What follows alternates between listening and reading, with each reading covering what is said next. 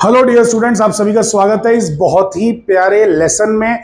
ये जो लेसन है ये आपका 11th स्टैंडर्ड का ऑप्टिक्स चैप्टर है। तो महाराष्ट्र स्टेट बोर्ड का जो 11th स्टैंडर्ड का ऑप्टिक्स चैप्टर है, जिसे हम लोग कहते हैं रे ऑप्टिक्स, लिखा जाता है इसको ऑप्टिक्स आपके टेक्स्ट बुक के अकॉर्डिंग, लेकिन एक्चुअल में से कहा जाता है रे ऑप्टिक्स। तो ये जो ऑप्टिक्स है इसके ऊपर हम लोग ऑलरेडी वन शॉट बना चुके हैं, न्यूमेरिकल्स बना चुके हैं। तो आई होप कि बेसिकली आपने ये सारी चीज़ें देख ली होंगी। आपने चैप्टर अगर नहीं भी देखा है मेरा वन शॉट, तो कम से कम कॉलेज में एटलीस्ट पढ़ लिया होगा। तो अगर आपने कॉलेज में पढ़ लिया है या मेरा वन शॉट देख लिया है, तो आपको ये सारी चीज़ें जो अभी मैं समझाने वाला हूँ सीईटी के हिसाब से, ये आपको सब कुछ समझ में आएगा। ठीक है, तो आगे बढ़ने से पहले आपको बेसिक सी जानकारी दे दूं कि ये है हमारा प्यारा सा चैनल जिसका नाम है प्रोफेसर ऑफ साइंस। हमारा क्या मतलब, आप ही का है, ठीक है, आप ही की बदौलत है। तो आप लोग जब भी YouTube पर पढ़ाई करने के लिए आते हैं, खास करके महाराष्ट्र स्टेट बोर्ड की और वो भी फिजिक्स की, तो सबसे पहले आपके दिमाग में इसी चैनल का नाम आना चाहिए, प्रोफेसर ऑफ साइंस, क्योंकि यहाँ पर मैंने आपके लिए बहुत कुछ कर रखा है, बहुत कुछ कर रखा है। जैसे फॉर एग्जाम्पल सुनिए, ये देखिए, यहाँ पर जैसे आप मेरे चैनल पे आएंगे प्रोफेसर ऑफ साइंस, ठीक है, यहाँ पे आपको प्लेलिस्ट नजर आएगी। तो प्लेलिस्ट पे आप क्लिक कीजिए। जैसे आप प्लेलिस्ट पे क्लिक करेंगे आपको यहाँ पर बहुत सारी चीजें मिलेंगी। जैसे कि यहाँ पर जो है ब्रह्मास्त्र फिजिक्स का सीईटी का बैच जो भी चल रहा है, जो आप सुन रहे हैं, ये वाला बैच है, ठीक है। इसके अंदर काफ़ी सारे वीडियोस हैं। उसके अलावा यहाँ पे अगर आप देखेंगे तो जो बच्चे 11th से 12th में जा रहे हैं, जो बच्चे 11th से 12th में जा रहे हैं, उन लोगों के लिए मैं बता दूं कि देखो 11th के ये आपके प्रैक्टिकल्स थे, तो अब तो ये आपके काम के नहीं रहे क्योंकि आप 12th में जाने वाले हैं। तो अपने छोटे भाई बहन को बता देना जो 10th पास हुए हैं कि भाई ये 11th स्टैंडर्ड के जो प्रैक्टिकल्स है ना, फिजिक्स के प्रैक्टिकल्स जो कॉलेज में कराए जाते हैं, बच्चों को समझ में नहीं आता क्योंकि वहाँ पे भीड़ लगी होती है। तो भीड़ में हर कोई इंसान इंस्ट्रूमेंट अपने हाथ में पकड़ के देख नहीं पाता, तो चीज़ों को समझ नहीं पाता। तो यहाँ पर आप इस प्रैक्टिकल को देखेंगे, आपको गारंटीड समझ में आएगा, गारंटीड समझ में आएगा, क्योंकि मैंने कॉलेज के अंदर घुस के जाके वहाँ पे खुद अपने हाथों से प्रैक्टिकल्स किए हुए हैं, ठीक है, और उसको रिकॉर्ड किया हुआ है। तो 11 से 12 जो जा रहे हैं उन लोगों के लिए ये है खास करके। तो 12th की जितनी भी एक्टिविटीज़ होती हैं जो एग्जाम्स में आती हैं और जो प्रैक्टिकल्स एग्जाम्स में आते हैं, वो सारे के सारे यहाँ पे कवर्ड हैं। तो इसको जब आप देखेंगे तो आपका वाइवा भी क्लियर हो जाएगा, आपका ओरल एग्जाम भी क्लियर हो जाएगा, क्योंकि इसके अंदर मैंने जो बातें बताई हैं, जो एक्सपेरिमेंट करते वक्त मैंने बातें की हैं, उसमें मैंने सब कुछ डिटेल बात की है। उसी के ऊपर सवाल बनते हैं और वो सवाल आप इजीली जवाब दे पाओगे उन सवालों का। फिर जो लोग सीईटी की तैयारी कर रहे हैं या जो लोग सिर्फ बोर्ड्स की तैयारी कर रहे हैं, उनको मैं बता दूं कि 11th का जो कॉलेज के एग्जाम के लिए जो आपको चाहिए पूरी की पूरी टेक्स्ट बुक, पूरे 14 chapters with numericals with MCQs, ये सब कुछ यहाँ पे आपको मिलेगा, ठीक है। तो ये सीरीज देखना मत भूलिए, 11th physics one shot Maharashtra board. और जो लोग 12th के लिए तैयारी कर रहे हैं बोर्ड्स के लिए, ठीक है, तो वो लोग ये वाली प्लेलिस्ट देखिए, इसमें पूरे 16 चैप्टर्स हैं with MCQs with numericals with all the things, ठीक है। तो ये आप लोग देखिएगा। तो ये दो चीजें हैं, सीईटी वालों को तो देखना ही है। सीईटी वालों को 11th वाले 11th का देखें, 12th वाले 12th का देखेंगे, सीईटी वाले दोनों देखें, क्योंकि सीईटी में 11th भी आता है 12th भी आता है, ठीक है। और बाकी तो यहाँ पे जो कोई इंजीनियर बन गया या बीएससी में आ गया, तो बीएससी फर्स्ट ईयर और इंजीनियरिंग के एक्सपेरिमेंट्स काफी कुछ हद तक सेम है। तो यहाँ पे आपको बीएससी के एक्सपेरिमेंट्स भी देखने मिल जाएंगे, इंजीनियरिंग के भी एक्सपेरिमेंट्स देखने मिल जाएंगे, इंजीनियरिंग एंड बीएससी, ठीक है। तो ऐसी बहुत सारी चीजें हैं, ठीक है। तो आप लोग आराम से प्लेलिस्ट को पूरा स्क्रॉल करके सब देख सकते हैं, सर्च कर सकते हैं कि क्या क्या है। ये थर्मोडायनेमिक्स के कुछ बहुत ही गोल्डन लेक्चर्स हैं, तो जो लोग खास करके इंजीनियरिंग का फर्स्ट ईयर कर रहे हैं उनको ये बहुत काम आने वाला है। बहुत जबरदस्त तरीके समझाया है, यानी कि देखो, मैं अपनी तारीफ खुद नहीं करना चाहूंगा, लेकिन ये जिस इंजीनियर को मैंने बांटा, ये लेक्चर्स मैंने दिया, शेयर किया, वो खुश हो गए इनको देख के। तो आप लोग प्लीज जरूर एक बार देख के ट्राई कीजिए कैसा है। और बाकी ये बीएससी के जो है फाइनल ईयर के बच्चों को एटॉमिक फिजिक्स भी जो मैं पढ़ाता हूँ, एटॉमिक फिजिक्स, तो बेसिकली उसके भी लेक्चर्स हैं यहाँ पे, श्रोडिंजर्स इक्वेशन एंड ऑल। एंड बाकी तो ये आयरोडोव के कुछ क्वेश्चंस हैं, जो रशियन बुक है। ये देखो, स्माइल करने लगा, रशियन नाम लो, पता नहीं क्या बात है कि जब भी रशियन बोलो तो लड़के स्माइल करने लगते हैं, कोरियन बोलो तो लड़कियां स्माइल करने लगती हैं, पता नहीं क्या बात है। एनीवे, तो ये जो है बेसिकली ये आपकी रशियन बुक है, आयरोडोव, बहुत ही अच्छी बुक है। उसके भी कुछ सोल्यूशंस मैंने बनाए थे, बट बिकॉज इस पर कुछ ज्यादा व्यूज आ नहीं रहे थे, कोई देख ही नहीं रहा था, बिकॉज बहुत हाई लेवल की चीज है ये, ओलंपियाड में काम आती है, IIT JEE एडवांस और ओलंपियाड में काम आती है, कोई देख ही नहीं रहा था इसको, बहुत कम बच्चे प्रिपेयर करते हैं ना उसके लिए, इसलिए फिर मैंने बनाना ही छोड़ दिया, बोला बाद में कभी देखेंगे फ्यूचर में। ओके, एनीवे, सो चलिए, टाइम हम लोग और ज़ाया नहीं करते हैं, आप लोगों का एक एक मिनट हमारे लिए इंपॉर्टेंट है, तो हम लोग जो है फटाफट आगे बढ़ते हैं। तो यहाँ पर आ जाइए, हम लोग देख रहे हैं ऑप्टिक्स चैप्टर। सो टेक्स्ट बुक के हिसाब से जाओगे तो लेसन नंबर 9 है ऑप्टिक्स, 11वीं का। लेकिन अगर आप जाओगे बेसिकली सीईटी के हिसाब से, सीईटी के सिलेबस के हिसाब से, तो ये लेसन नंबर 6 पड़ जाता है। सो लेसन नंबर 6 ऑप्टिक्स हम देख रहे हैं, 11th MHT CET. MHT CET में 11वीं के सारे चैप्टर्स नहीं आते, 11वीं में 14 चैप्टर्स हैं, लेकिन एमएचटी सीईटी में 8 ही चैप्टर्स आते हैं, तो उसमें से एक चैप्टर ऑप्टिक्स भी है। सो 11th एमएचटी सीईटी ब्रह्मास्त्र बैच, ये बैच न सिर्फ 11th वालों को काम आएगा बल्कि 12th वालों को भी बहुत काम आएगा। जैसे मतलब समझिए मैं क्या कह रहा हूँ, 11th 12th का मतलब ये हो गया कि जो 2024, देखो 11th वाले 2025 में एग्जाम देंगे, 12th वाले 2024 में एग्जाम देंगे, तो 11th 12th दोनों के बच्चों के काम का बैच है ये। ब्रह्मास्त्र बैच ये 2024 2025 दोनों के लिए बहुत काम आने वाला है, तो इसको देखिए, ध्यान से देखिए। ओके, एनीवे अब हम लोग आगे बढ़ते हैं। तो लिसन वेरी वेरी केयरफुली। सबसे पहले ऑप्टिक्स में ये बात आपको मालूम होना चाहिए, लॉ ऑफ रिफ्लेक्शन। क्या मालूम होना चाहिए? Law of reflection. अरे हाँ क्या ना। सो जो लॉ ऑफ रिफ्लेक्शन है वो ये बोलता है कि एंगल आई और एंगल आर बराबर होते हैं, बस इतना ही, कि angle i is equal to angle are.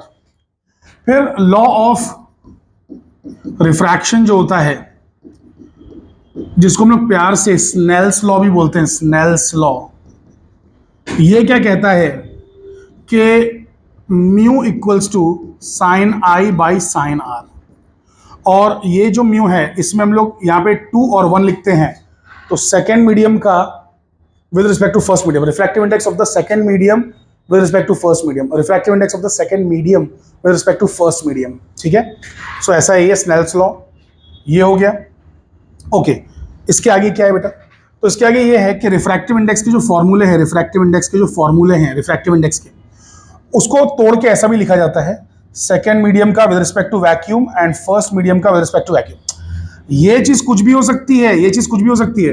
अरे मतलब ये हो सकता है कि ग्लास हो, ये हो सकता है वाटर हो, ये हो सकता है डायमंड हो, ये हो सकता है ग्लास हो। लेकिन यहां पर जब आप लिखेंगे तो जैसे मान लो ये था डायमंड, ये था ग्लास, तो ये हो जाएगा diamond with respect to vacuum और ये हो जाएगा आपका glass with respect to vacuum. समझ गए? तो इस तरीके से रहेगा। ओके, तो ये μ2 1 को आप लिख सकते हैं μ2 अपॉन μ1। ये v जो है ना कभी कभार हम लोग इग्नोर कर देते हैं, लिखते ही नहीं। सो सिर्फ μ2 बाई μ1 भी लिख देते हैं सिंपली। ठीक है, अच्छा ये sine theta 1 by sine theta 2 भी लिखते हैं, sine i by sine r भी लिखते हैं, लैम्डा 1 बाई लैम्डा 2 भी लिखते हैं। ठीक है, and then what, velocity 1 upon velocity 2 भी लिखते हैं। तो ऐसा अलग अलग तरीकों से जो है चीजें लिखी जाती है। सो ये पूरे फॉर्मूले आपके हो गए। किस चीज के फॉर्मूले हो गए? ये रिफ्रैक्टिव इंडेक्स से रिलेटेड जो फॉर्मूला है ये वो फॉर्मूला है। या फिर ऐसा भी लिखते हैं कि real depth upon apparent depth. So real depth upon apparent depth, real depth upon apparent depth. अभी बेटा ये हम लोग है ना सीईटी के फॉर्मूले, सीईटी के लिए फॉर्मूले देख रहे हैं। ये फॉर्मूले आपको तभी समझ में आएंगे जब आप लोग ने मेरा वन शॉट देखा होगा, तभी आपको डिटेल में समझ में आएगा। यहाँ पर मैं इसको अगर डिटेल में बताने बैठूं तो बच्चा ये तो 3-4 घंटा सिर्फ फॉर्मूला डिस्कस करने में चले जाएगा कि एक फॉर्मूले का मतलब क्या है। ठीक है, तो वो अभी पॉसिबल नहीं है। Okay, so listen very very carefully. तो ये फॉर्मूले को आप लोग किसी भी हालत में रट लीजिए, बहुत ज़्यादा काम आने वाली चीज़ें हैं ये। ठीक है, they are very very important. चलिए आगे बढ़ते हैं, देख लेते हैं दूसरी चीज़। सो अब प्रिज्म फॉर्मूला क्या है? सो प्रिज्म का जो फॉर्मूला है वो है mu equals to sine of A plus delta m by 2 upon sine A by 2। जहां पर ये जो डेल्टा एम है, डेल्टा एम, इसको बोलते हैं angle of minimum deviation, angle of minimum deviation. And इसके ऊपर भी काफी क्वेश्चंस आ चुके हैं सीटी में पिछले कुछ सालों में। जब हम थिन प्रिज्म की बात करते हैं, थिन प्रिज्म, पतले प्रिज्म की बात करते हैं, तो यही फॉर्मूला सिंप्लीफाई हो जाता है। ये तो एक प्रिज्म है, जनरल प्रिज्म है, मोटू सा प्रिज्म है, लेकिन ये पतलू प्रिज्म, एकदम दुबला पतला प्रिज्म है। तो इसकी जब बात करते हैं तो फॉर्मूला थोड़ा सा बदल जाता है, तो बन जाता है delta is equals to A mu minus 1। ठीक है, ये याद रखिएगा, delta is A mu minus 1, ये फॉर्मूला बदल जाता है, ऐसा हो जाता है। ठीक है, फिर एक होता है dispersive power. So dispersive power जो होता है, डिस्पर्सिव पावर ये आपका होता है omega equals to theta by delta y, ठीक है। सो थीटा का जो फॉर्मूला होता है, थीटा है एंगुलर डिस्पर्शन, एंगुलर डिस्पर्शन, और डेल्टा वाई जो है वो है मीन डेविएशन। क्या है ये? Mean deviation. So angular dispersion upon mean deviation, ठीक है। अब जो एंगुलर डिस्पर्शन है उसका फॉर्मूला है delta we minus delta R, और नीचे डेल्टा वाई तो पहले से लिखा हुआ है। यहाँ पर इसका एक फॉर्मूला और है mu V minus mu R upon mu Y minus one. So बच्चा आप लोग है ना, मैं कहूँगा आप लोग सजेस्ट करूँगा कि कम से कम एक बार वन शॉट देख लो, तो उससे ये होगा कि आपके सारे कॉन्सेप्ट्स एकदम क्लियर हो जाएंगे, क्रिस्टल क्लियर। तो फिर फॉर्मूला रिवाइज करने में भी मजा आएगा, ठीक है बच्चा। तो ये हो गया प्रिज्म के बारे में काफी कुछ, ठीक है। एक फॉर्मूला और भी बता देता हूं। So it is delta is equals to I plus E minus A, ठीक है। एक ये फॉर्मूला भी याद रखेंगे, और A equals to R one plus R two, ये भी याद रखेंगे। इसके अलावा क्रिटिकल एंगल का जो फॉर्मूला है, क्रिटिकल एंगल का, क्रिटिकल एंगल वो होता है sign inverse of one upon mu. यहाँ पे डेंस मीडियम रहेगा, यहाँ पे रेयर मीडियम रहेगा, ठीक है। So one by mu dense to rare, मतलब dense with respect to rare, sorry dense to rare नहीं, dense with respect to rare, ठीक है, ऐसा रहेगा। तो ये हो गया क्रिटिकल एंगल वाला formula, critical angle, total internal reflection critical angle, ठीक है। ये हो गया, ये बात सभी लोग याद रखना। क्रिटिकल एंगल वाला फॉर्मूला बहुत ही ज्यादा इंपॉर्टेंट है, it is very very important. इसके ऊपर तो सवाल बहुत बहुत बहुत बार आ चुके हैं क्रिटिकल एंगल के ऊपर, इट इज वेरी इंपॉर्टेंट, ठीक है। तो याद रखिए। अब बात करते हैं कुछ लेंसेज की। तो जब हम लोग लेंसेज की बात करेंगे, लेंसेज एंड मिरर्स दोनों की बात करेंगे, मिरर्स की भी बात करेंगे, लेंसेज की बात करेंगे। सो जो मिरर्स होते हैं बच्चा, मिरर्स, तो मिरर्स के लिए आपके पास एक फॉर्मूला है कि उसका जो फोकल लेंथ होता है ना, वो रेडियस ऑफ कर्वेचर का आधा होता है। सबसे पहले तो ये बात याद रखो। फिर एक मिरर फॉर्मूला है जो कि होता है 1/v plus 1/u is 1/f। फिर एक मैग्निफिकेशन का फॉर्मूला है, तो मैग्निफिकेशन का जो फॉर्मूला है वो क्या है? -v/u, ठीक है। सो ऐसे करके आप लोग याद रखें, -v/u, ओके। ये हो गया आपका किसके लिए बच्चा? ये आपका हो गया मिरर्स के लिए, ओके। अब हम लोग बात करते हैं लेंसेज की। जब लेंसेज की बात करेंगे तो फोकल लेंथ का रिश्ता रेडियस ऑफ कर्वेचर के साथ ऐसा नहीं है, बल्कि कैसा है? 1/f is μ21 - 1 1/r1 - 1/r2। क्योंकि लेंस जो होती है, लेंस, तो लेंस के दो सरफेस होते हैं। तो ये जो सरफेस है, पहला सरफेस, इसका एक अलग गोला बन रहा है, तो इसका एक रेडियस अलग होगा r1, और वैसे ये जो है लेंस का सरफेस, इसका गोला अलग होगा, इसका रेडियस अलग होगा, वो होगा r2, समझ गए। और ये जो है लेंस का रिफ्रैक्टिव इंडेक्स है, ये लेंस का रिफ्रैक्टिव इंडेक्स, ठीक है। तो ये लेंसेज के लिए ऐसा फॉर्मूला आता है। फिर ये वाला फॉर्मूला ऐसा दिखता है, 1/v - 1/u इज 1/f, और फिर ये फॉर्मूला ऐसा दिखता है +v/u। तो आप देख सकते हैं कि यहाँ पे प्लस था तो वहां माइनस आया, यहाँ पे माइनस है तो वहां प्लस आएगा। समझ में आया बेटा? कळलं सगळ्यांना? आई होप कि everybody has understood this particular thing. Okay, fine fine. So आगे बढ़ते हैं हम लोग। क्रिटिकल एंगल तो हो गया, आगे बढ़ के और चीजों को समझते हैं। सो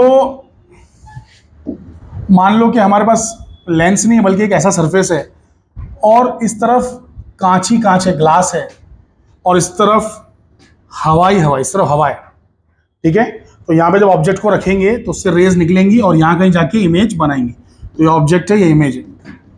तो इस पे जो रिफ्रैक्शन हो रहा है, जो लाइट बेंड हो रही है, इसका भी एक फॉर्मूला है। इसको बोलते हैं refraction of light, refraction of light at single spherical surface, ठीक है। तो इसका फॉर्मूला आ जाता है आपका μ2/v - μ1/u is equals to μ2 - μ1/r। तो जहां पर ये सारी चीजें हैं, क्या ये सब चीजों का मीनिंग क्या है? तो ये जो है यहां से यहां तक ये है u, ये यहां से यहां तक है v। अरे भैया, ऑब्जेक्ट के डिस्टेंस को u बोलते हैं, इमेज के डिस्टेंस को v बोलते हैं। और यहाँ पे अगर मैं नॉर्मल बना दूंगा ना, नॉर्मल इस सरफेस को, तो नॉर्मल जहां टच करेगी तो ये होता है r। कांच है, कांच का रिफ्रैक्टिव इंडेक्स है μ2 और हवा का है μ1, ठीक है, इस तरीके से। So refraction of light at single spherical surface, याद रखिएगा, इसके अलावा और क्या चीज़ें हैं? सो ध्यान से देखिएगा, इसके अलावा और क्या है? सो हमारे पास है इक्विवेलेंट फोकल लेंथ का फॉर्मूला। इक्विवेलेंट फोकल लेंथ का फॉर्मूला। सो अगर दो लेंसेज आपस में से चिपका के रखी गई, इसकी फोकल लेंथ f1 है, इसकी फोकल लेंथ f2 है, तो दोनों से मिलके फोकल लेंथ कितनी बनेगी? तो दोनों से मिलके जो फोकल लेंथ बनेगी f, तो वो होता है 1/f is equals to 1/f1 plus 1/f2, that's it. अच्छा, मान लो दोनों लेंसेज के बीच में गैप रहा, चुपकी हुई नहीं रही, उनके बीच में गैप रहा, तो गैप मान लो है d गैप, ठीक है, d गैप है, ठीक है। तो अब क्या कहानी हो जाएगी? तो 1/f इज इक्वल्स टू, इसका तो वापस से f1 है और इसका f2 है, राइट? तो ये हो जाएगा आपका 1/f equals to 1/f1 plus 1/f2 minus d upon f1 f2, समझ गए? तो 1/f1 plus 1/f2 minus d upon f1 f2। तो ये इस तरीके से हो जाएगा। आई होप कि सभी के मस्तिष्क में मेरी बातें प्रवेश कर रही हैं। ओके, चलिए आगे बढ़ते हैं और चीज़ों को समझते हैं। अब अगर मान लो कि मैंने दो आईने ले लिए, तो यहाँ पर एक आईना है और यहाँ पर एक आईना है, और इन दोनों के बीच में कुछ तो एंगल बन रहा है, तो दिस एंगल इज थीटा, ठीक है। तो ये जो दो आईने हैं उनके बीच में कुछ तो एंगल है। सो ये एक मिरर है, ये एक मिरर है, इन दोनों के बीच में कुछ तो एंगल है। अब अगर मैं बना देता हूं इनके बीच में एक परपेंडिकुलर बोल रहा हूं, सॉरी, बना देता हूं बाइसेक्टर। क्या बना देता हूं? Bisector, angle bisector. क्या बनाता हूं? Angle bisector. तो ये एंगल बाइसेक्टर हो गया। एंगल बाइसेक्टर बोले तो क्या होता है मालूम है? कि वो है ना, इस एंगल थीटा को दो इक्वल हिस्से में बांट देगा। ये हो जाएगा θ/2, ये भी हो जाएगा θ/2, समझ रहे हो? अबे अगर ये एंगल 40 का है तो ये 20 और ये 20 हो जाएगा, अगर ये 60 का है तो 30 और ये 30 हो जाएगा, समझ में? इसको बोलते हैं एंगल बाइसेक्टर। आई होप कि आपकी खोपड़ी में बातें घुस रही। नाउ लिसन, अगर मैंने एक ऑब्जेक्ट को यहां रखा तो क्या होगा? मतलब एंगल बाइसेक्टर के अलावा कहीं और अगर ऑब्जेक्ट को यहां रखा तो क्या होगा? कितनी इसकी इमेजेस बनेंगी आइए जानते हैं। कितनी इमेजेस बनने वाली हैं आइए जानते हैं। तो number of images n is equals to how many, ठीक है। तो इसके लिए रूल क्या है, बहुत ही ध्यान से सुनेंगे। सो पहला रूल तो ये है कि n इक्वल्स टू 360/θ करो। n कोई भी रैंडम नंबर है, number of images capital n है, स्मॉल n कोई भी रैंडम नंबर है, खाली 360/θ करो। अरे जैसे कि थीटा तुमको दिया है ना 60, तो 360/60 करो तो कितना आएगा? 6 आएगा। 360/60 करोगे 6 आएगा। तो जो भी है, तो n इक्वल्स टू 360/θ करो। इफ थीटा इज इवन, अगर थीटा इवन आ गया, इवन नंबर आ गया, जैसे 6 आ गया, 8 आ गया, 10 आ गया, इवन नंबर यही होता है ना। तो अगर इवन आ गया then number of images n-1। तो मान लो 8 आया तो इमेजेस बनेगी 7, 12 आया तो इमेजेस बनेगी 11, समझ गए? एकदम सिंपल है। दूसरा केस ये है कि if n is equals to 360/θ is equals to, मान लो आ गया ऑड, तब ऑड के दो केस बनेंगे। ऑब्जेक्ट ऑन बाइसेक्टर, मतलब सिमेट्रिक प्लेसमेंट है, सिमेट्रिक, एकदम सिमेट्री पे रखा हुआ है। Object on bisector, object not on bisector. तो अगर बाइसेक्टर पे रहा तो कोई टेंशन है नहीं, क्योंकि बाइसेक्टर पे अगर रहेगा तो ये तो बिल्कुल वैसे ही केस हो जाएगा सिमेट्रिक वाला जैसे इवन वाले का था, और इसका आंसर वापस से आ जाएगा n-1। तो मान लो ऑड आ गया, ऑड आया 9 आया, 9 मान लो 9 आया, और ऑब्जेक्ट बोला गया क्वेश्चन में कि वो बाइसेक्टर पे रखा हुआ है, तो आंसर क्या हो जाएगा बेटा? बताइए कमेंट सेक्शन में, जल्दी बताइए। 9 - 1 8 आ जाएगा, 11 - 1 10 आ जाएगा, समझ गए? ऐसा आ जाएगा ऑड रहने पर, ठीक है। ऑड और बाइसेक्टर पे। अच्छा बाइसेक्टर पे नहीं है तो क्या आएगा? तो डायरेक्टली आ जाएगा सिंपली n। क्या आ जाएगा बच्चा? n आ जाएगा। सो बाइसेक्टर पे डायरेक्टली n आ जाएगा, बाइसेक्टर पे क्या आ जाएगा? n, समझ गए? ओके, ये बात याद रखिएगा। सो ये n-1 है, वो n है। गुड, आगे बढ़ते हैं। तो ये है n-1, ये है n। तीसरा केस, मान लो कि n की वैल्यू इज अ फ्रैक्शन, ना इवन है ना ऑड है बल्कि फ्रैक्शन है। तो मान लो ऐसा कुछ आ रहा है 2.73, तो क्या करने का, टेक ओनली, एग्जाम्पल दे रहा हूं, टेक ओनली इंटीजर पार्ट, मतलब जो डेसिमल के बाद है ना उसको इग्नोर करने का। तो 2.73 है ना, 73 को इग्नोर कर दो, क्या लोगे फिर, सिर्फ 2 आएगा। सो आंसर इज 2, पहला एग्जाम्पल। दूसरा एग्जाम्पल 9.9 ऐसा आया, आंसर है 9। तीसरा example 10.1, answer is 10, that's it. Decimal के पहले जो भी रहेगा ले लेने का चुपचाप, ज्यादा सोचने का नहीं, ठीक है। तो ये रूल्स हैं, ये रूल्स को सभी लोग याद रखेंगे। ओके बच्चा, आगे बढ़े। ओके, अब हम लोग आ जाते हैं अलग अलग ऑप्टिकल इंस्ट्रूमेंट्स पे। सो ऑप्टिकल इंस्ट्रूमेंट्स पे आ जाते हैं, ऑप्टिकल इंस्ट्रूमेंट्स पे। तो आपका जो सिंपल माइक्रोस्कोप है, सिंपल माइक्रोस्कोप, उसका जो मैग्नीफाइंग पावर आता है, magnifying power of simple microscope, तो वो होता है आपका, ध्यान से सुनना, इट इज d/u, जहां पे d की वैल्यू 25 सेंटीमीटर फिक्स है और u इज ऑब्जेक्ट का डिस्टेंस। इसको ऐसा भी लिख सकते हैं d into 1/v plus 1/f। इसको ऐसा भी लिख सकते हैं कि d इंटू 1 प्लस dy लिख सकते हैं। अगर मतलब इमेज जो बन रही है, इमेज जो बन रही है अगर बन रही है इन्फिनिटी पे, सो v इक्वल्स टू इन्फिनिटी। और अगर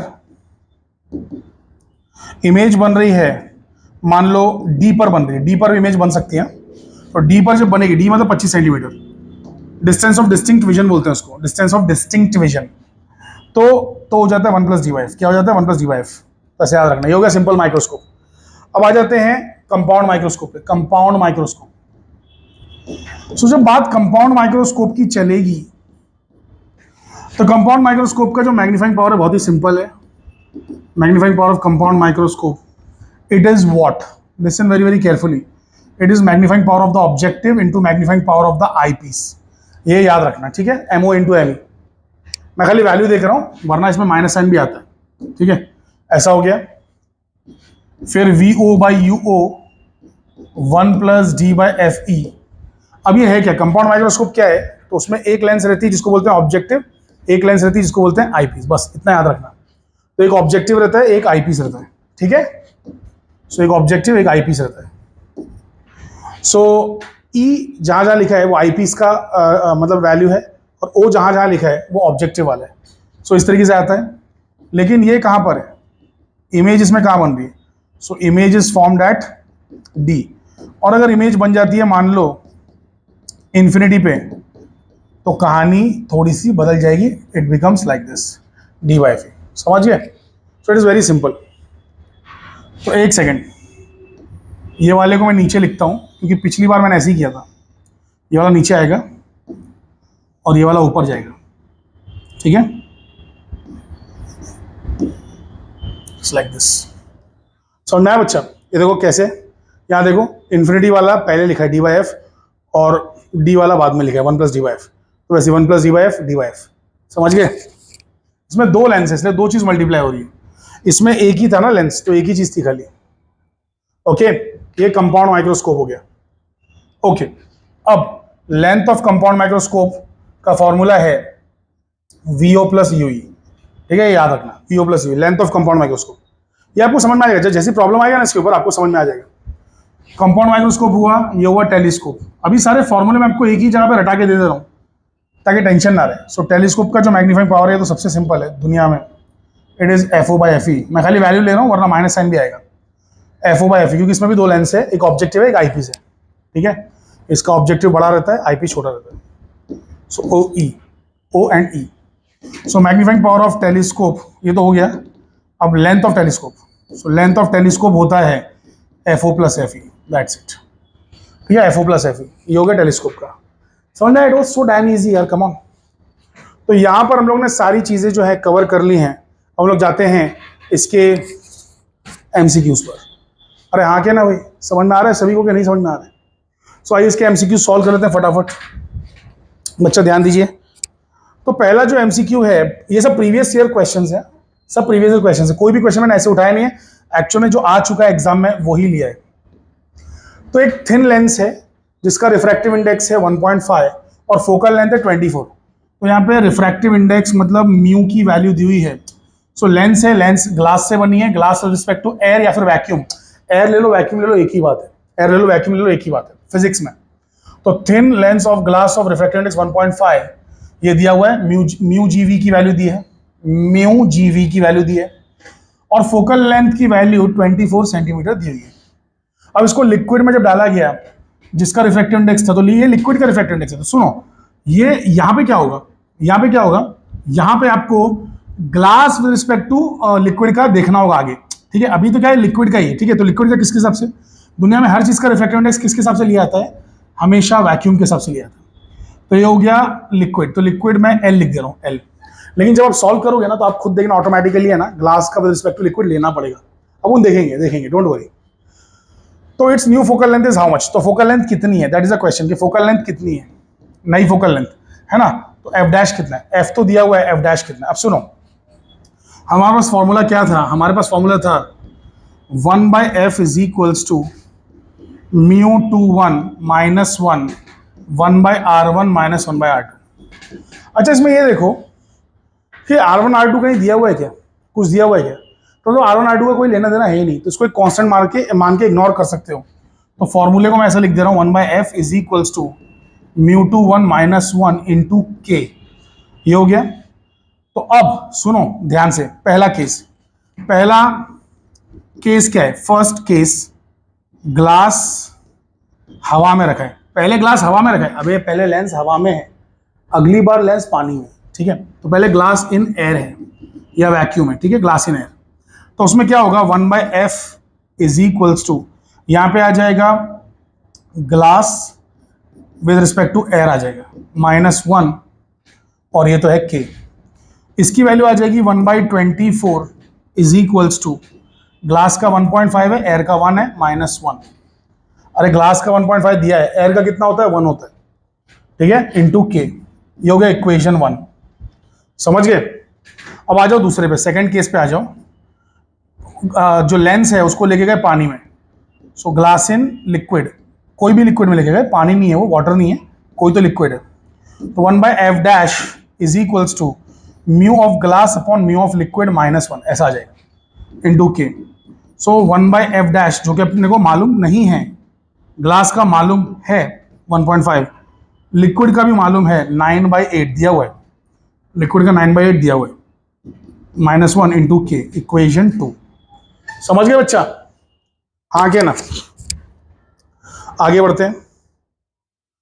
सो अब हम डिवाइड करेंगे चीजों को डिवाइड करेंगे। So 1/f upon 1/f dash is equals to, ध्यान से देखो, इक्वेशन 1 और 2 को डिवाइड करेंगे तो 1/24 अपॉन 1 अपॉन f डैश आ जाएगा ना, 1/24 upon 1 upon f dash is equals to, यहां पे आ जाएगा 1.5/1 -1 इंटू के, और यहां आ जाएगा 1.5/9/8 -1 इंटू के। यहां से के कैंसिल हो जाएगा, अरे हाँ क्या ना, सो के कैंसिल हो जाएगा बच्चा, ये f डैश ऊपर चला जाएगा, सो f डैश अपॉन 24 बन जाएगा। यहां पे 1.5 -1, अरे 1.5/1 1.5 ही आएगा, 1.5 -1 कितना हो जाएगा 0.5। नीचे अगर ध्यान से देखो तो ये 8 ऊपर जाएगा, तो 1.5 इंटू 8 हो जाएगा, डिवाइड बाई 9 हो जाएगा -1, ठीक है बच्चा। तो f dash is equal to 24 उधर चला जाएगा, 24 इंटू 0.5 डिवाइड बाई 8 इंटू 1.5 करोगे तो 12 आएगा, ये 12/9 -1 आ रहा है, ठीक है। अच्छा, अब 24 का आधा, 24 इंटू 0.5, सो 24 का आधा होता है 12, यहां आ जाएगा 12, और नीचे क्या है 12/9 -1, तो ये एलसीएम निकालो इसका बेटा, तो 1 9 जा 9 हो जाएगा, तो 12 - 9 अपॉन 9, तो 12 - 9 होता है 3, सो 3 अपॉन 9 आएगा, जिसमें से 9 ऊपर चला जाएगा, सो 12 इंटू 9/3, सो 3 4 जा 12, 9 4 जा 36, so 36 centimetre is the right answer. So 36 centimetre आ गया बच्चा, इसको हजम कर लीजिए जल्दी जल्दी फटाफट। आइए आंसर देख लेते हैं, solution A. So a solution 36 centimetre, that's it. So option A is the right answer. Fantastic, कळलं सगळ्यांना। चलिए आगे बढ़ते हैं, नेक्स्ट वाले पे जाते हैं। So when a ray of light is refracted from one medium to another, then the wavelength changes from 6000 to 4000। ठीक है, तो पहले जो वेवलेंथ थी वो λ1 इतनी थी और बाद में λ2 इतनी हो गई। Critical angle for the interface will be how much? Critical angle का वैल्यू पूछा हुआ है। सो क्रिटिकल एंगल होता है IC equals to sine inverse of 1/μdr। ठीक है बच्चा, इस तरीके से रहता है। सो क्रिटिकल एंगल का ये फॉर्मूला होता है। अब ध्यान से सुनिए, ये हो जाएगा साइन इनवर्स ऑफ 1 इसको मैं बोल दे रहा हूँ μ21। तो अगर मैं इसको μ21 बोल रहा हूँ तो फिर मैं लैम्डा के बारे में क्या लिख सकता हूँ? मैं लिख सकता हूँ λ1 अपॉन λ2। कैसे लिखा है मैंने? तो इधर देख लो फटाफट,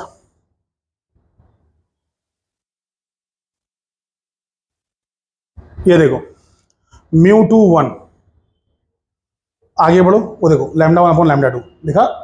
सो μ21 इज, इसलिए मैंने बोला डायरेक्टली रट्टा मार लो, कुछ सोचने की जरूरत ही नहीं है। सो वेवलेंथ आया, तो बेसिकली सीटी में ऐसे ही होता है, सीटी में बहुत ज़्यादा लॉजिक लगाने की जरूरत नहीं है। JEE और नीट एग्जाम थोड़ी ना ये, तो उसमें ज़्यादा सोचना नहीं है, सोचने में टाइम वेस्ट करेंगे तो हो गया काम। सो ये हो गया आपका साइन इनवर्स ऑफ, ये λ2 ऊपर चला जाएगा, सो λ2/λ1 साइन इनवर्स ऑफ λ2 कितना है 4000, λ1 कितना है 6000। एंगस्ट्रॉम कैंसिल हो गया, ये 3 0 कैंसिल हो गए और 2/3 आ गया। सो क्रिटिकल एंगल का फॉर्मूला आ गया sign inverse of 2/3, that's it. So sine inverse of 2/3, option A is the right answer. Option A, समझ में आया? आगे बढ़े। अरे समझ में आ रहा है कि नहीं रे बाबा? अरे खूब सोपा होता रे, it was damn easy. For convex mirrors whatever may be the position of the object the image formed is always on. अच्छा, कॉन्वेक्स मिरर अगर रहेगा तो ऑब्जेक्ट की पोजीशन कोई भी हो, इमेज कैसी बनेगी? तो सुनो सुनो सुनो सुनो, कॉन्वेक्स मिरर की बात चल रही है ना, तो यहां पर मैं बनाता हूं प्रिंसिपल एक्सिस। पहले ध्यान से देखना, ये है प्रिंसिपल एक्सिस, यहां पर रखी हुई हमारी प्यारी प्यारी लेंस, लेंस नहीं मिरर है, कॉन्वेक्स मिरर है। सो कॉन्वेक्स मिरर की जो शक्ल होती है वो ऐसी होती है। अब इस पे हम लोग यहां से लाइट डालेंगे, तो यहां पे हमारे पास है ऑब्जेक्ट। ये ऑब्जेक्ट को कहीं भी रखो, कोई फर्क नहीं पड़ता है, कोई फर्क नहीं पड़ता है। अच्छा, ये जो कॉन्वेक्स मिरर है इसका फोकस यहां कहीं होगा, तो उसका फोकस मान लो, इसका फोकस मान लो यहां है, so that is the focus. ठीक है, अब ध्यान से देखो क्या होता है। तो हमारी एक रे यहां से निकलेगी और सीधी जो रे चली है ये फोकस से पास हो जाएगी, लेकिन एक्चुअल में फोकस से जाने वाली है क्या? अबे मिरर के अंदर उस पार कैसे घुसेगी? मिरर के उस पार रे नहीं घुसेगी, लेकिन लगना चाहिए कि वहां जा रही है। तो कैसे जाएगी? मैं बना रहा हूं डॉटेड वाला, मतलब असलियत में जा रही नहीं है लेकिन लग रहा है कि जा रही है। तो मान लो कि कोई बंदा यहां खड़ा है और यहां खड़े होकर देख रहा है, तो उसे कैसा दिखेगा मालूम है? उसे ऐसा दिखेगा कि रे वहां से निकल के आई है पीछे, तो उसको रे ऐसी दिखेगी, लाइक दिस। समझ गए? उसको रे ऐसी दिखेगी, उसको लगेगा रे ऐसे आ रही उल्टा। सो बेसिकली यहां से गई और यहां से रे टकरा के वापस आ गई। अरे ऐसा रे लेके जाने का, फोकस से गिराने का, लेकिन फोकस पे जा ही नहीं सकती। क्यों? क्योंकि मिरर बंद है ना, रे मिरर बंद है, ये पूरा पॉलिश किया हुआ है, तो वहां जाएगी नहीं। तो ऐसे उल्टा ले लेगा, उल्टा। एक ये हुआ। दूसरा, दूसरी रे भी है, तो दूसरी रे को लेने का और इस पर गिराने का पोल पे, और जब भी पोल पे गिराओगे ना, याद रखना हमेशा कि वही एंगल पे, अरे क्या हो गया, वही एंगल पे वापस लेके आने का, वही एंगल पे, जितना एंगल पे गिरा है ना उतना एंगल पे वापस लेके आने का। अच्छा, अब ये जो रे है ये ऐसे गई, टकराई और वापस आ गई। अभी ये रे जा रही है उधर, ये रे जा रही है इधर। क्या ये कभी जिंदगी में रियल में मिलेंगे? कभी नहीं मिलेंगे। लेकिन ऐसा लग रहा है कि ये लोग पीछे से कहीं से आ रहे हैं, ऐसा लग रहा है कि कहीं से आ रहे हैं, ऐसा लग रहा है कि यहां से आ रहे हैं। ठीक है, तो बेसिकली जहां पर ये दोनों टच हो गए, जहां पे दोनों टच हो गए वहीं पर बन जाती है इमेज। जहां पे दोनों टच हो गए वहीं पे बन जाती है इमेज। समझ में आया बच्चा? तो वहीं पे बन जाती है इमेज। तो ये बन गई इमेज। कळलं सगळ्यांना? सो इमेज की शक्ल कैसी? देखो सुनो, इमेज रियल है क्या? नहीं, रियल नहीं है। क्यों? क्योंकि अरे आईने के उस पार बन रही है भाई, इस दुनिया में नहीं बन रही, असली दुनिया में नहीं बन रही है, वर्चुअल दुनिया में बन रही है। तो इमेज है वर्चुअल। अच्छा, इमेज सीधी खड़ी है क्या उल्टी खड़ी है? उल्टी खड़ी है क्या? नहीं, सीधी खड़ी है। तो इरेक्ट, इरेक्ट बोले तो सीधा खड़ा है। और बड़ी है कि छोटी है? छोटी है, तो डिमिनिश्ड। अगर बड़ी रहती तो मैग्नीफाइड, छोटी है तो diminished. So virtual, erect, diminished. ठीक है, वर्चुअल, इरेक्ट, डिमिनिश्ड। आई होप कि सभी के मस्तिष्क में मेरी बातें प्रवेश कर चुकी। So virtual, erect and diminished. ठीक है, चलो ये हो गया। ओके, आगे बढ़ते हैं बच्चा। एक मिनट, एक मिनट, एक मिनट। वर्चुअल, इरेक्ट, डिमिनिश्ड है किधर? वर्चुअल, इरेक्ट, डिमिनिश्ड और कहीं है? वर्चुअल, इरेक्ट, डिमिनिश्ड दो जगह पे। अच्छा, ऑपोजिट साइड के सेम साइड? तो मिरर के उस पार बन रही है कि इस पार? ऑपोजिट साइड, उस पार बन रही है। Option A is the right answer, opposite side. अब वर्चुअल है, इरेक्ट है, डिमिनिश्ड है। डिमिनिश्ड बोले तो छोटी। ठीक है, so option A is the right answer. ठीक है, करेक्ट आंसर इज ए। कर ला कि नहीं रे बाबा? अच्छा, रिफ्रैक्टिव इंडेक्स ऑफ ग्लास दिया हुआ है कितना? 1.5। सो ग्लास का रिफ्रैक्टिव इंडेक्स 1.5 किसके हिसाब से? जब कुछ नहीं लिखा हो तो वैक्यूम ले लेने का। और वाटर का कितना है? 1.33 बराबर। इसका 1.50 है, इसका 1.33। 1.5 मतलब 1.50। अच्छा, बड़ा किसका है? ग्लास का बड़ा। तो glass is more dense and this is less dense, यानी कि रेयर। पानी रेयर है। क्यों लिया ऐसा? क्योंकि अपने को यहां पे जरूरत पड़ेगी। Sine inverse of 1/μ dense rare.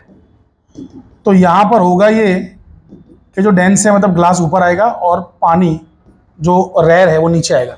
ठीक है बच्चा, क्रिटिकल एंगल निकालना बोला है। सो अब क्या हो जाएगा? IC is equals to sine inverse of mu W ऊपर चला जाएगा। So mu W upon mu G, इस तरीके से हो जाएगा। हाँ क्या ना?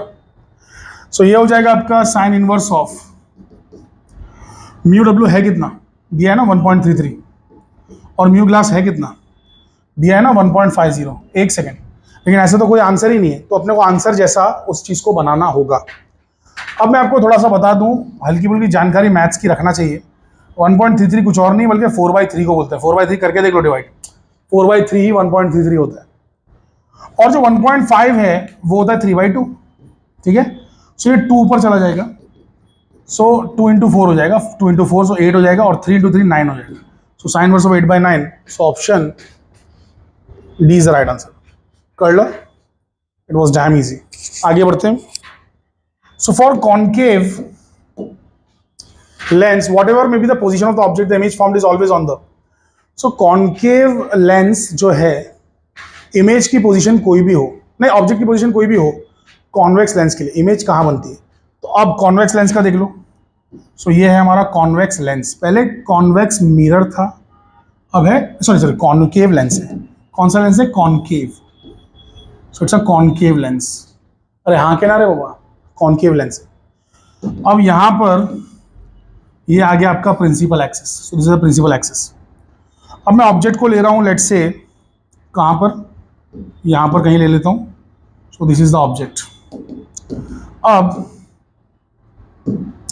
यहाँ से रे चलेगी और ये तो भाई सुनो सुनो ध्यान से, ये जो है ये लेंस है, ये कांच है, आईना नहीं है। तो ऐसा नहीं कि इसके उस पार रे जा ही नहीं सकती, जा सकती, जाएगी भी, लेकिन कैसे जाएगी ध्यान से देखना। एक सेकंड। तो ये जो आपका कॉनकेव लेंस है, इसका मान लो कि फोकस है यहाँ पे। सो दिस इज द फोकस। ठीक है, तो अब होगा क्या कि ये जो सीधी गई, ये जो सीधी गई, ये ऐसे करके मतलब ऐसे करके हिलेगी यहाँ से, ऐसे करके निकलेगी कि ऐसा लगना चाहिए। ये बराबर थोड़ा बना नहीं पाया मैं, इतना खूबसूरत नहीं बन पाया जैसा बनना चाहिए। क्या कर सकते हैं, इतने बड़ा आर्टिस्ट तो नहीं हूँ मैं। चलो एनीवे मान लेते हैं कि अच्छा ही बना रहा हूँ मैं, अज्यूम कर लेते हैं कि आई एम एन आर्टिस्ट। तो ये इस तरीके से जाना चाहिए कि ऐसा लगना चाहिए, या ऐसा ऊपर से नहीं जाएगी रे, अंदर से जाएगी, लेकिन अब मैं बना नहीं पा रहा हूँ। ठीक है, लेकिन लगना ऐसा चाहिए कि फोकस से जा रही है। कहाँ से जा रही है? फोकस से। समझ गए? तो यानी कि वो जो रे है ऐसा दिखना चाहिए कि फोकस से जा रही है। समझ गए? तो ऐसे जाएगी, फोकस पे जा नहीं सकती, लेकिन ऐसा दिखना चाहिए कि फोकस से जा रही है। ठीक है, तो इस तरीके से होगा, ये रे ऐसे निकल जाएगी। अब ये तो हो गया। ठीक है, अब क्या होगा? जो दूसरी रे रहेगी, दूसरी रे वो कैसी होगी? सो जो दूसरी रे रहेगी वो ऑप्टिकल सेंटर से आएगी। कहां से आएगी? Optical centre. तो वो ऐसे निकल जाएगी, ऑप्टिकल सेंटर से ऐसे निकल जाएगी। तो इमेज कहाँ बनी बताइए मुझे। तो इमेज जो बनी है बच्चा वो यहाँ बनी है। कहाँ बनी? यहाँ बनी। अब ये इमेज कैसी है मुझे बताओ। सुनो, लेंस के उस पार बनती तो रियल होती, इस पार बनी, सेम साइड पे बनी है, वर्चुअल है, इरेक्ट है, डिमिनिश्ड है, सेम साइड पे भी है। अबे लाइट असलियत में मिल रही नहीं है, ऐसा लग रहा है कि मिल रही है, असलियत में लाइट मिल रही है कैसे? ये रे वहां जा रही है, वो रे वहां जा रही है, कहाँ मिल रहे? सो मिल ही नहीं रहे। Are you guys understanding the point? They are not meeting each other, they are not meeting each other, it is just appearing that they are meeting each other. Okay, it just appears that. So ये हो गया आपका virtual, erect, diminished. और same side पे तो same side virtual, erect, diminished. Option C is the right answer, option C, that's it, perfect. आगे बढ़े। Monochromatic ray of light है जो कि ट्रैवल कर रही है ग्लास स्लैब से, है ना। पहले ग्लास स्लैब से जा रही है, फिर बाद में वाटर में से जा रही है। Number of waves in the glass slab of thickness 4 centimetre same as that in the water column of the height 5 centimetre. If the refractive index of glass is 5/3 then the refractive index of water is how much. अच्छा सुनो, ये वाला formula मैंने लिखा नहीं था, ये formula एक एडिशनल है, इसको ले लो, फॉर्मूला लिख लो। So it is μ1 x1 equals to μ2 x2, बस इतना याद रखने का। तो जब दो डिस्टेंस की बात चलेगी और दो रिफ्रैक्टिव इंडेक्स की बात चलेगी, आप लोग ये फॉर्मूला यूज करेंगे। सो अब यहाँ पे mu glass distance in glass, mu water distance in water, ठीक है। तो ग्लास का रिफ्रैक्टिव इंडेक्स कितना दिया हुआ है? कितना दिया है? 5/3। Refractive index of glass is 5/3, so 5/3। Distance चला कितना ग्लास में? 4 सेंटीमीटर। वाटर का रिफ्रैक्टिव इंडेक्स कितना है? नहीं दिया है। वाटर में चला कितना? वाटर में चला कितना है? 5 सेंटीमीटर, ठीक है। 5 यहाँ से उड़ गया, तो वाटर का रिफ्रैक्टिव इंडेक्स आ गया आपका 4/3 which is nothing but 1.33।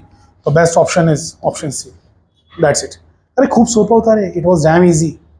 μw is 4/3, 1.33। So option C is the right answer, that's it, ठीक है। अरे कितना इजी है रे, कितना इजी है। और क्या चाहिए? फिजिक्स को इतना हलवा बना के खिला रहा हूं, और क्या चाहिए आपको जिंदगी में। अच्छा, नाउ लिसन, ये लोग क्या बोल रहे हैं कि when a ray of light is incident at an angle of 30 degree on an equilateral glass prism. तो पहले ग्लास प्रिज्म बना लो। तो मान लो कि यहाँ पे है ग्लास प्रिज्म, इसमें यहाँ से लाइट निकली और लाइट यहाँ गई, फिर लाइट बेंड हो गई और फिर लाइट बाहर निकल रही है। तो ये जो एंगल बनता है,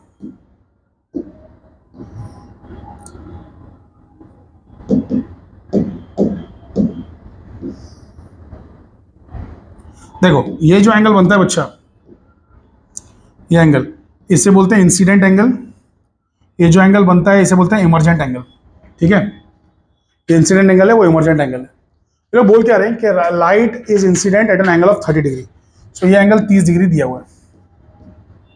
अब क्या बोल रहे हैं कि इट सफर्स मिनिमम डेविएशन। अच्छा, मिनिमम डेविएशन जब भी होता है, मिनिमम डेविएशन मतलब डेल्टा की वैल्यू डेल्टा एम जब बन जाती है, तो याद रखना उस टाइम पे क्या होता है, आई और ई बराबर हो जाते हैं। तो आई और ई बराबर हो चुके हैं, तो ये भी 30 डिग्री है, ठीक है। मिनिमम डेविएशन जहां भी वर्ड आएगा समझ जाना। तो minimum deviation is a very very important word, बहुत इंपॉर्टेंट वर्ड है। मिनिमम डेविएशन पे आई और ई बराबर होता है। अब ये लोग क्या बोल रहे हैं मालूम है, एंगल बिटवीन द इमर्जेंट रे, जो इमर्जेंट रे का है सेकेंड सरफेस के साथ, किसके साथ? सेकेंड सरफेस के साथ, सेकेंड रिफ्रैक्टिंग सरफेस के साथ। तो इन लोग को ये एंगल नहीं चाहिए, इमर्जेंट रे का एंगल नहीं चाहिए, सरफेस के साथ का एंगल चाहिए। मतलब इन लोगों को ये एंगल चाहिए, ये एंगल। तो भैया एक बात बताओ, ये क्या है? ये नॉर्मल है ना। अब ये लाइन क्या है? नॉर्मल है ना। तो 90 डिग्री पे ये लाइन, तो 90 में से 30 चला गया तो बचेगा कितना? 60। This is the 60 degree, that's the answer. So it was so damn easy, option A, that's it. तो हम लोगों ने काफ़ी कुछ कर लिया, हम लोगों ने काफ़ी कुछ सीख लिया ऑप्टिक्स में। अभी मैंने आगे और भी बहुत सारे सवाल दिए हुए हैं और उनका सल्यूशंस दिया हुआ है, ठीक है। तो ऐसे सल्यूशंस देखो यहाँ पे पीछे दिए हुए हैं, तो आप लोग प्लीज़ इसको प्रैक्टिस कीजिए। और ये सारी चीज़ें जो है ऐप के ऊपर भी अपलोड हो जाएंगी, ठीक है। तो आप लोग ये चीज़ देख लीजिए, हमारी ऐप भी है जिसका नाम है प्रोफेसर ऑफ साइंस, उसको आप लोग डाउनलोड कर लीजिए। उस पर कुछ भी अगर नया आएगा अपडेट तो आपको देखने मिल जाएगा। ऐप तो फ्री है ना, उस पर कुछ पेड बैचेस भी हैं, कुछ फ्री मटेरियल भी है। तो फ्री मटेरियल एटलीस्ट आपको मतलब हर वक्त मिलता रहेगा, कुछ ना कुछ छोटा मोटा फ्री मटेरियल आपको हमेशा मिलता रहेगा जो आपके काम आ सकता है। Handwritten notes and all काम आ सकते हैं, ठीक है। तो चलिए, that's it, will stop here. Thank you very much. अगर आपको वीडियो अच्छा लगा तो प्लीज लाइक कीजिए, सब्सक्राइब कीजिए एंड अपने दोस्तों के साथ शेयर कीजिए। सो बाय बाय, शुभ रात्रि, टेक केयर। Okay, sayonara. जय हिंद, जय भारत, जय महाराष्ट्र।